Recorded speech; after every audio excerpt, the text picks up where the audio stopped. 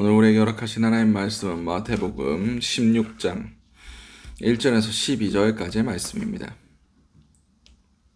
마태복음 16장 1절에서 12절까지의 말씀. 제가 가진 성경으로는 신약 26면이 됩니다. 같이 하신 줄 알고 마태복음 16장 1절에서 12절까지의 말씀을 한 목소리로 합독하시도록 하시겠습니다. 바리새인과 사두개인들이 와서 예수를 시험하여 하늘로부터 오는 표적을 보이기를 청하니 예수께서 대답하여 이르시되 너희가 저녁에 하늘이 붉으면 내일 날이 좋겠다 하고 아침에 하늘이 붉고 흐리면 오늘은 날이 굳겠다 하나니 너희가 날씨는 분별할 줄 알면서 시대의 표적은 분별할 수 없느냐. 악하고 음란한 세대가 표적을 구하나 요나의 표적밖에는 보여줄 표적이 없느니라 하시고 그들을 떠나가시니라. 제자들이 건너편으로 갈새 떡 가져가기를 잊었더니 예수께서 이르시되 삼가 바리새인과 사두개인들의 누룩을 주의하라 하시니 제자들이 서로 논의하여 이르되 우리가 떡을 가져오지 아니하였도다 하거늘 예수께서 아시고 이르시되 믿음이 작은 자들아 어찌 떡이 없으므로 서로 의논하느냐 너희가 아직도 깨닫지 못하느냐 떡 5개로 5,000명을 먹이고 주운 것이 몇 바구니며 떡 7개로 4,000명을 먹이고 주운 것이 몇 광줄이었는지를 기억하지 못하느냐 어찌 내 말한 것이 떡에 관함이 아닌 줄을 깨닫지 못하느냐 오직 바리새인과 사두개인들의 누룩을 주의하라 하시니 그제서야 제자들이 떡의 누룩이 아니요 바리새인과 사두개인들의 교훈을 삼가라고 말씀하신 줄을 깨달으니라. 아멘.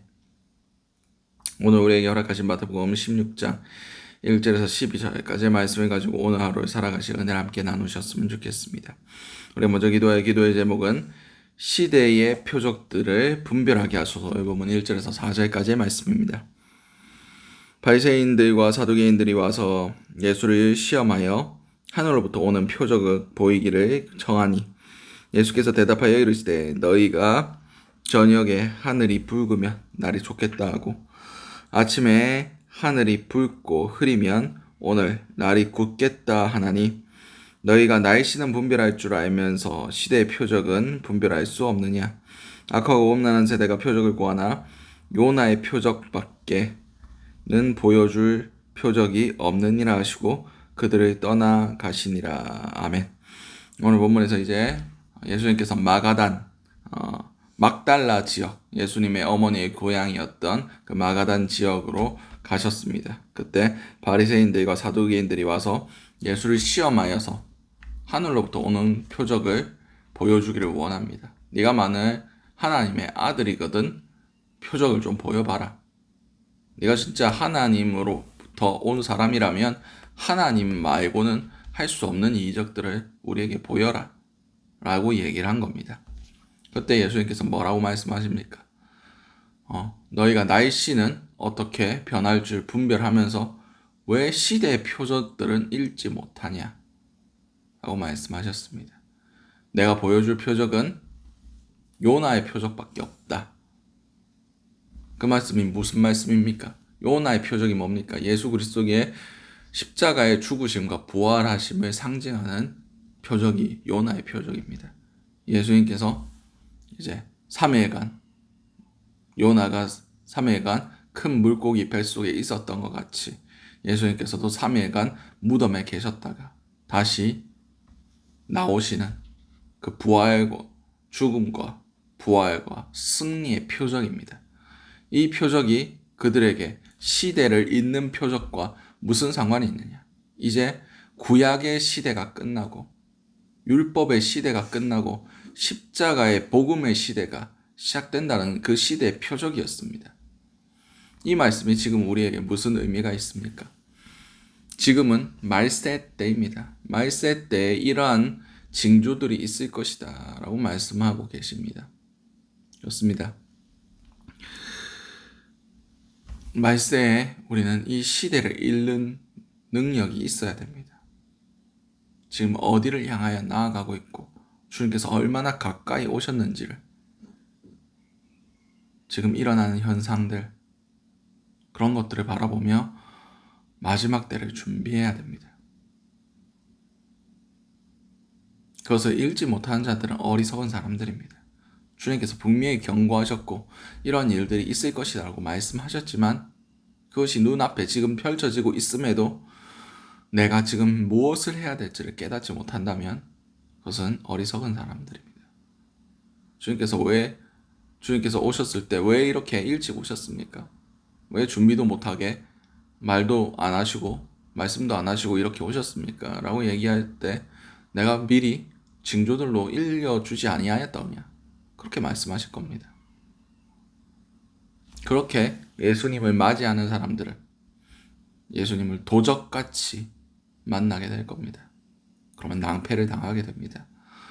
그렇지 않고 시대의 표적들을 깨닫고 기다리며 준비하며 주님을 맞이하는 사람들은 신부가 신랑을 맞이하듯이 기쁨으로 주님을 맞이하게 될 것입니다. 이 표적을 읽느냐, 이 시대의 메시지들을 읽느냐 읽지 못하느냐는 그 결과로 차이가 나게 됩니다. 어떻게 주님을 어떻게 주님의 다시 오실 것을 우리가 기다리고 준비하느냐, 등불을 준비하고 기름을 준비하고 불을 밝히며 신부로서 자기를 거룩하게 지키며 기다리고 있느냐, 아니면 세상에 취해서 우리의 영이 잠든 상태로 도둑이 한밤중에 침입하듯이 그렇게 아무런 대처가 준비되어 있지 않은 그런 상황 가운데 부끄러움으로 주님을 맞이하느냐. 오늘 하루 살아가실 때 시대의 그런 흐름들, 주님의 메시지들, 말세에 우리가 해야 할 일들, 그것들을 마땅히 깨달아 알게 하시고 주님을 기쁨으로 맞이할 수 있는 준비가 될 수 있게 해달라고 기도하시는 저와 여러분들이 될 수 있으시기 바랍니다. 두 번째 기도 제목은 하나님의 말씀을 자신의 기준에서 해석하지 않게 하소서. 이 본문 5절에서 10절까지의 말씀입니다. 제자들이 건너편으로 갈새 떡 가져가기를 잊었더니 예수께서 이르시되 삼가 바리새인과 사두개인들의 누룩을 주의하라 하시니 제자들이 서로 의논하여 이르되 우리가 떡을 가져오지 아니하였도다 하거늘 예수께서 아시고 이르시되 믿음이 작은 자들아 어찌 떡이 없으므로 서로 의논하느냐 너희가 아직도 깨닫지 못하느냐 떡 5개로 5,000명을 먹이고 주운 것이 몇 바구니며 떡 7개로 4,000명을 먹이고 주운 것이 몇 광주리였는지를 기억하지 못하느냐. 아멘. 오늘 본문에서 그들이 건너편으로 갈새 제자들이 떡을 챙겨가지 않았습니다. 그때 예수님께서 바리새인들과 사두개인들의 누룩을 주의하라라고 얘기했습니다.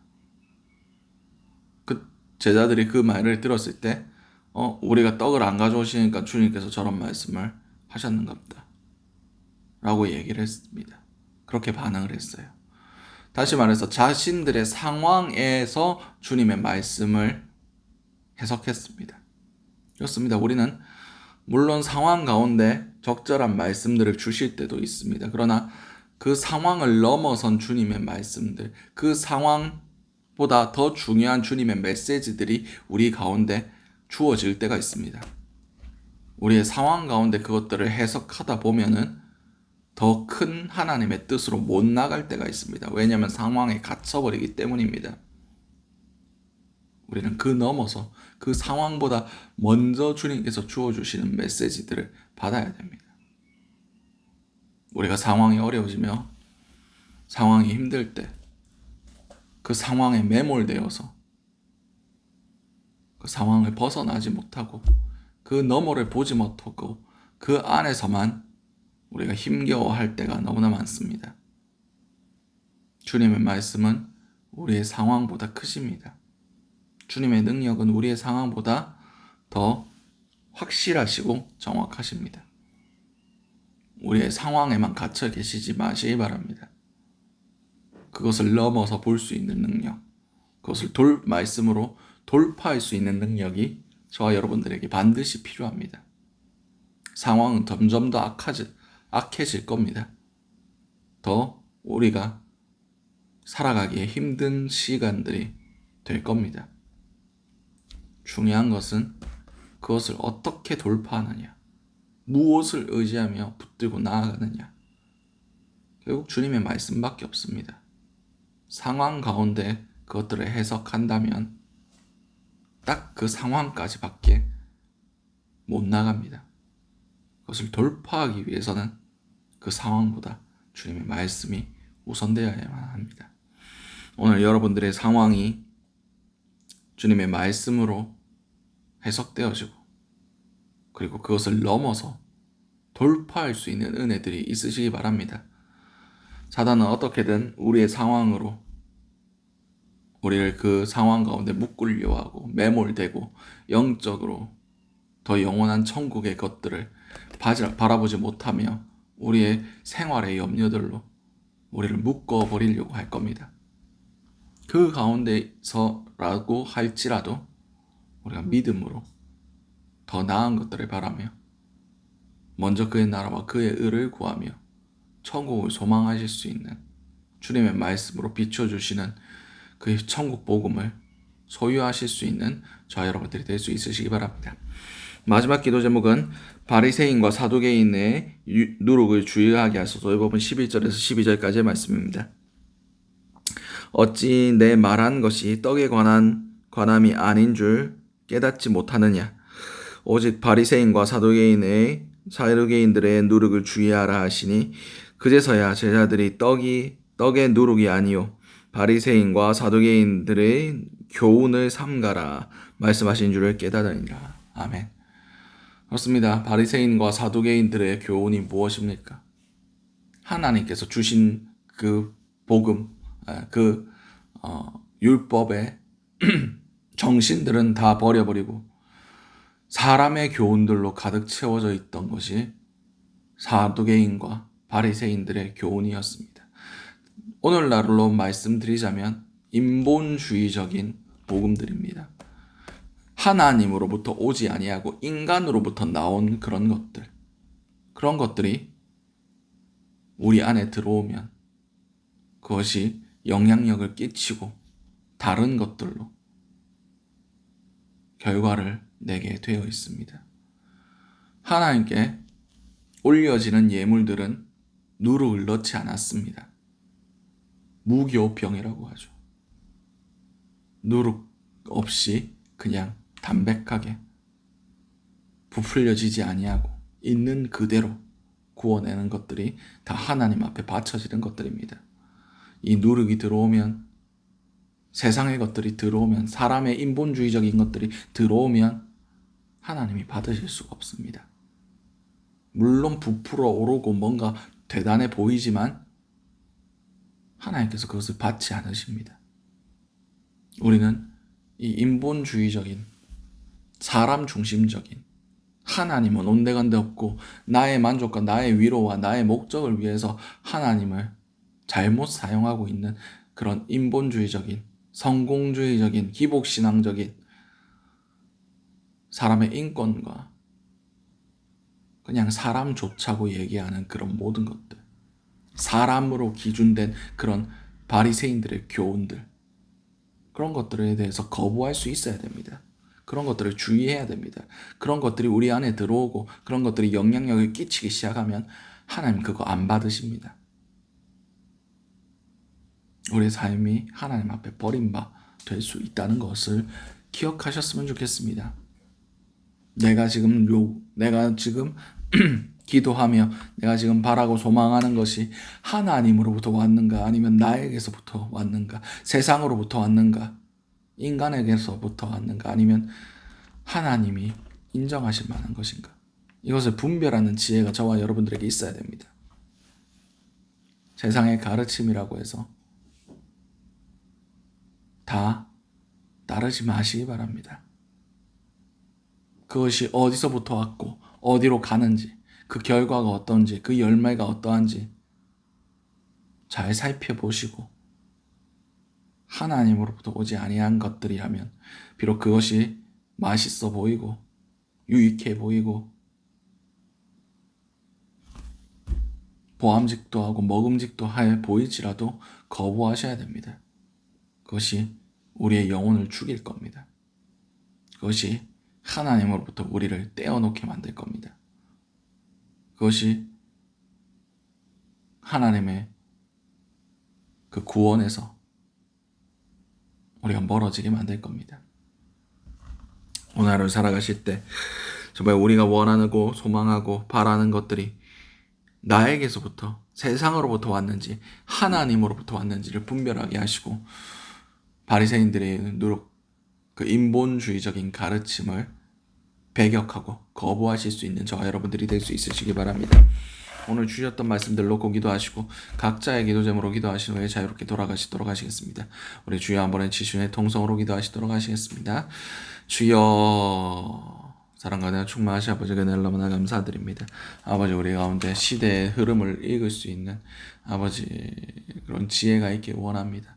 아버지 이 시간 가운데 이 세대 가운데 우리가 무엇을 준비해야 되며 무엇을 기도해야 되며 아버지 무엇을 놓고 우리가 열심을 가져야 될지를 깨달아 아는 자들이 될 수 있게 하시고 주님 우리가 우리의 기준과 우리의 상황 가운데 하나님의 말씀을 해석하는 어리석음을 범하지 않게 하시고 하나님의 메시지를 하나님이 주신 말씀으로 여기고 그 모든 상황보다 이 말씀을 먼저 우선시 넣고 이 말씀을 의지하며 우리의 상황들을 돌파해 나아갈 수 있는 그런 은혜들이 있길 원합니다. 주여 우리가 바리새인과 사두개인들의 누룩인 이 인본주의적인 가르침을 아버지 받아들이지 않길 원합니다. 거부하길 원합니다. 그럼을 통해서 온전히 하나님의 뜻만을 우리가 믿고 의지하며 나아가며 아버지 주님의 기준으로 하나님 주신 메시지들만 우리가 붙들고 살아갈 수 있게 도와주시옵소서. 주님의 은혜와 주님의 귀하신 뜻이 오늘 하루 가운데 우리 가운데 부어질 수 있게 함께하여 주시옵소서.